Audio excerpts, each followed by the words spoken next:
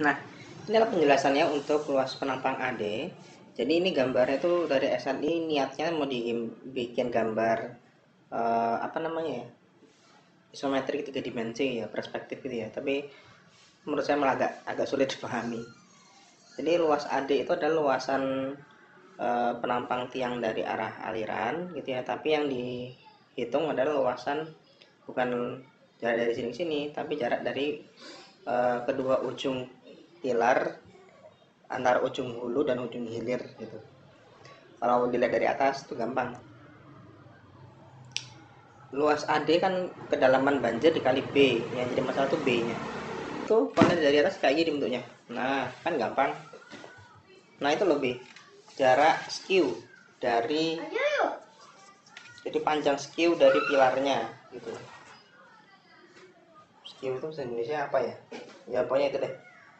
Itulah B, sehingga B dikali AD-nya itu adalah luasan di sini tegak lurus bidang gambar ini, dimaksud dengan bidang gambar. Itu. Paham ya? Jadi luasan ini itu adalah luasan yang tegak lurus dari bidang gambar dikali besar adalah B dikali kedalaman banjir. Nah, tadi AD sudah jelas, sekarang CD. CD adalah koefisien drag dari airnya. Besarnya adalah ini. Jadi kalau sudutnya kalau kita membentuk sudut dari arah aliran air, ternyata nanti nggak cuma ada drag koefisien, tapi ada juga ada lift. Jadi ada gaya angkatnya. Sebenarnya lebih tepat gaya angkat sih, gaya lateralnya sini sebenarnya. Jadi dia kayak menggulingkan si pilar gitu. Nah, CD-nya adalah ini. CD ternyata tidak tergantung dari sudut, tapi tergantung dari bentuk pilar. Kalau pilar yang menurut sudut lancip, maka dragnya 0,8. Kalau tegak lurus, bukan 1,4, banyak banget dragnya. Kalau dia ujungnya lingkaran, mulus, dia 0,7 yang paling kecil. Nah, ini gaya angkat ini hanya akan muncul ketika pilar itu memang membentuk sudut terhadap aliran, jadi skew seperti ini gitu ya. Jadi kalau 0 derajat benar-benar searah sama aliran, tidak membentuk sudut, dia tidak ada gaya angkat sama sekali. Dan gaya angkat ini hanya akan muncul kalau bentuk pilarnya bentuknya wall. Kalau bentuknya itu tiang atau portal, dia tidak akan muncul karena terlalu kecil bentuknya, jadi tidak ada pengaruhnya, bisa diabaikan gitu. Nah, tadi saya sudah mengenalkan ada gaya angkat. Nah, bagaimana rumusnya? Gaya angkat sebenarnya sama dengan gaya drag tadi, hanya beda koefisien aja dan beda luasan.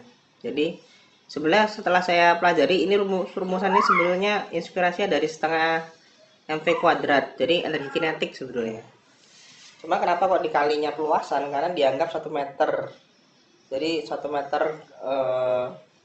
ketebalan apa ketebalan air ke arah aliran gitu. Jadi seperti itu kan, sebenarnya setengah A itu adalah untuk menghitung massa, karena massa jenis air kan 1 kan, jadi setengah mv kuadrat sebelah ini. Nah, ini kalau untuk gaya angkat itu gayanya setengah CL dikali kecepatan rata-rata dikali luas penampang yang arah lateral dari arah aliran. Nah, CL tadi sudah saya sampaikan dari tabel barusan, sedangkan AL nya adalah ini. Dari SNI menggunakan gambar yang tadi, gambar 3 dimensi proyeksi tadi memang agak sulit dipahami. Bagaimana kalau kita lihat dari arah atas? Kalau kita lihat dari atas malah gampang. Nah, ini loh AL. Nah, jadi intinya itu adalah panjang proyeksi pilar dikali kedalaman banjir gitu. Panjang proyeksinya adalah jarak dari ujung-ujung pilar, dari ujung hulu ke ujung hilir. Jadi luasannya yang ini. Nah, nggak kelihatan karena dia harusnya masuk dalam bidang gambar gitu. Lalu kemudian apa tadi VS? VS itu adalah kecepatan aliran air yang rata-rata. Karena apa? Air itu kalau mengalir di dalam sebuah sungai, maka kecepatannya itu berbentuk parabolik seperti ini. Di dasar itu sebenarnya nol, nggak bergerak, tapi naik, makin naik, makin naik, makin naik dia makin besar gitu. Sehingga VS tadi biasanya diambil rata di dasar, mungkin ya 1/4 kedalaman, setengah kedalaman, dan di permukaan aliran gitu ya, mungkin seperti itu kenapa namanya rata-rata kecepatan aliran air gitu. Lalu kemudian baik gaya angkat maupun gaya seret itu mempunyai lengan masing-masing. Prinsipnya gayanya itu diasumsikan bekerja di setengah kedalaman, jadi kayak pusat gayanya separuh dari kedalaman muka air banjir ini. Itu cara cara ngitung lengannya terhadap fondasi maupun terhadap kolom gitu ya. Prinsipnya itu. Jadi TF ini adalah setengah dari kedalaman muka air banjir. Nah, itu tadi adalah penjelasan tentang gaya aliran air, hanyutan, dan tumbuhan kayu. Pada prinsipnya, jika jembatan kita membentuk sudut terhadap arah aliran air, maka tidak bisa hanya menghitung adanya hanya gaya seret, tapi harus menghitung gaya seret dan gaya angkat, gitu ya. Tapi ini ada tapinya juga. Gaya angkat itu hanya akan ada jika struktur pilar kita adalah struktur yang berbentuk wall. Wall itu maksudnya dinding pipih lebar gitu ya. Tapi kalau struktur pilar kita berbentuk portal, tiang portal, maka hanya ada gaya seret, tidak ada gaya angkat gitu. Nah, seperti itu. Selesai, maka lengkap sudah pengetahuan kita tentang struktur jembatan, terutama si analisis gaya-gayanya ya. Itu. Nah, sedikit tambahan lagi. Setelah ini saya akan menjelaskan tentang bagaimana cara menganalisis gaya-gaya pada struktur pier head atau kepala dari pilar. Kepala pilar itu adalah tempat peletakannya gelagar-gelagar jembatan gitu ya. Nah, bagaimana penjelasannya berikut ini adalah selengkapnya. Nah, baik, selanjutnya setelah tadi kita banyak membahas tentang pilar ya, terakhir ini kita berbahas tentang pier head-nya. Jadi kepala dari pilar tempat tumpuan jembatan berada. Bayangkan ini kan sebetulnya sebuah balok yang tertumpu panjang sekali ya. Tumpuannya panjang dan itu monolit masuk ke dalam pilar. Jadi bisa dibayangkan ini sebetulnya benar-benar kayak jepit sempurna sebetulnya. Karena sepanjang ini, selebar ini 5 berapa meter gitu. Lalu dia menerima beban masing-masing gelagar. Kalau gelagarnya ini menurut saya tidak ada pengaruhnya karena langsung ditahan oleh si kolom. Yang ada pengaruhnya adalah gelagar-gelagar yang berada pada bagian cantilever dan bagian yang ini gitu. Jadi kalau dibayangkan yang terjadi kan, kalau ini dianggap seperti sebuah balok itu kan, ini ngelengwe kayak gini, ini ke atas ke bawah karena ada beban gelagar ini, terus ke atas lagi karena ada bending moment negatif dari cantilever. Maka menghitung bending moment pada pier head ini, kalau saya sederhanakan seperti ini. Jadi yang ini adalah cantilever biasa, cuman gaya kali lengan selesai. Sedangkan yang ini kalau ada itu adalah menggunakan fix end moment gitu. Kenapa? Karena ini benar-benar jepit sempurna menurut saya, karena tumbuhannya panjang dan monolit gitu. Nah, tapi rumus ini tidak berlaku ya. Hati-hati, jangan dikira rumus ini tuh berlaku untuk seluruh jenis portal. Jenis pilar. Enggak. Kalau pilar bentuknya portal, ya nggak bisa.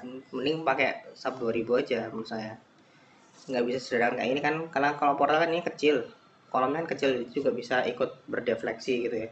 Nah, ini kalau kolomnya lebar seperti ini, bisa kita asumsikan ini cukup tegar, cukup kaku, sehingga dia bisa memegangi baloknya dengan sangat kaku, apalagi ini monolit gitu. Jadi tadi saya kasih disclaimer dulu, ini menurut saya hanya cocok untuk bentuk kolom yang wall seperti ini gitu. Nah, nanti balok pier head-nya itu yang bisa kalian anggap yang bagian ini aja, segi 4 ini. Sehingga kan kalian bisa dari segi 4 ini nanti kan bisa kalian desain tulangannya, tulangan atas dan tulangan bawah. Ya, tulangan atas berarti untuk tulangan momen negatif, tulangan bawah berarti tulangan momen positif gitu ya. Jadi kan di sini tulangan di atas, tulangan di bawah, di atas lagi.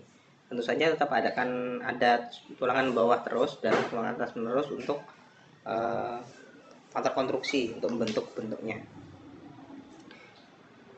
Hati-hati, P ya di sini itu adalah P ultimate. Ya, ini adalah P ultimate yang itu besarnya adalah dari combo beban antara mati sendiri, mati tambahan, pejalan kaki, kendaraan, dan gerak vertikal. Oh, saya salah. Ini hanya berlaku untuk yang sebelah pinggir. Yang tengah itu ketambahan. Oh iya ya, ntar saya perbaiki. Nah, ini yang benar ya. Jadi yang benar itu beban PU Timit di cantilever itu berbeda dengan yang di bagian fix and moment. Pada bagian cantilever intinya semua beban kecuali yang berhubungan dengan kendaraan gitu. Jadi yang ada cuma mati sendiri, tambahan jalan kaki, angin struktur, dan beban gempa vertikal, itu aja. Sedangkan yang di tengah ini itu kan dia kemungkinan juga bisa jadi menahan beban kendaraan sehingga lengkap. Ada gaya rem, kendaraan lalu lintas, ini ya gaya kendaraan, pokok double. Nah ini bukan kendaraan ini, yang 4 ini maksudnya beban angin pada struktur, beban gempa vertikal, dan lain sebagainya. Untungnya ya pas analisis beban kemarin kita analisis per satu belajar gitu, jadi bisa langsung dipakai hasilnya nanti gitu. Terakhir itu adalah kombinasi pembebanan. Kali ini lengkap sudah, kayak bilang nggak lengkap banget tapi lebih lengkap. Kita sudah membahas EU. EU itu adalah hanyutan air, aliran air, hanyutan air, dan tumbukan kayu. Kita sudah baca TC, itu adalah tabrakan kendaraan. TV itu adalah tabrakan dari kapal. Yang sesungguhnya belum kita bahas, cuma tinggal ES ini ya, ES. Kemudian sentrifugal TR, kemudian PL pelaksanaan, susut, dan prategang gitu ya. ES ini hanya digunakan ketika kita menganalisis sebuah jembatan dengan bentang menerus, jadi statis tertentu. Jadi kalau ada pilar yang turun maka kan akan timbul momen gitu ya. Kalau di jembatan kita yang sederhana ini, salah satu tumpuan turun itu ya memang jembatannya miring, tapi ya efeknya ke bending momen nggak bakal begitu besar gitu ya. Menurut saya begitu. Kalau yang sentrifugal yang TR ini itu baru di aplikasikan jika jembatan kita memang belok, jadi jembatannya memang melengkung, belok ke kanan, belok ke kiri gitu.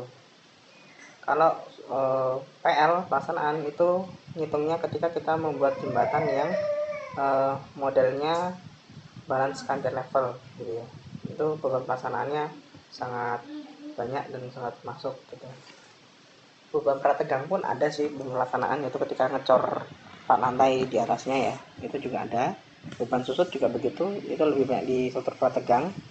Kemudian apalagi beban prategang PR ini gitu. Seperti itu ya. Jadi tambahan dari saya adalah kalau dari tabel ini beban EU atau beban hanyutan itu faktornya 1 semua, ada catatan tambahan di dalamnya. Di dalam SNI itu ternyata EU itu tidak cuma 1,0 tapi ini nih, untuk beban EU itu bisa sampai 2,0. Jadi tergantung dari jembatannya apa. Kalau jembatannya penting maka 2,0 bahkan, seperti itu ya.